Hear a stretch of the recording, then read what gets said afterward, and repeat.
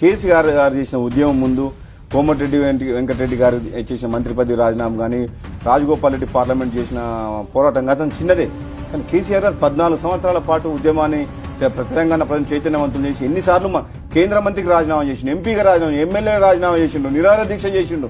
ఎన్ని రకాలుగా చేయాలో కేసీఆర్ గారు అంత కష్టపడి. అంటే ఎందుకంటే 12 సంవత్సరాలు సుదీర్ఘమైన కాలంలో ప్రజల కోసం తాను కూడా చాలా కమిట్మెంట్ తో ఎన్ని పొలిటికల్ క్రైసిస్ వచ్చినా కూడా నిలదొక్కుని దాన్ని ముందుకు తీసుకెళ్ళి ఆయన ఉన్నాడు కాబట్టి ఎవరైనా ఇచ్చిండ్రు.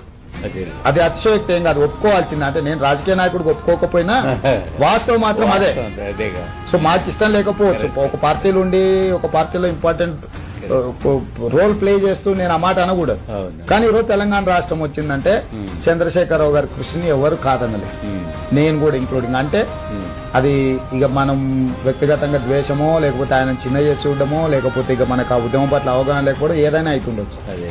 అట్లాంటి వ్యక్తే ఈ రాష్ట్రానికి ముఖ్యమంత్రి అయింది. చంద్రశేఖరరావు గారిని ఢీ కొట్టగలిగిన నాయకుడు తెలంగాణలో ఎవరూ లేరు, శూన్యత ఉందని ప్రజలు భావిస్తున్నారు. ఇవాళ అలాంటి కేంద్ర మంత్రి పదవిని కూడా గడ్డిపోసలాగా తెలంగాణ ప్రాంత ప్రయోజనాల కోసం విశ్లేషణ కదా. ఎన్నిసార్లు ఎంపీలకు రాజీనామా చేశారు, ఆత్మగౌరవం కోసం ఎన్నిసార్లు ఎమ్మెల్యేలకు రాజీనామా చేశారు. అంటే అర్థం ఏంటి? పదవుల కోసం పెదవులు పోసుకునే పార్టీ కాదు, పదవుల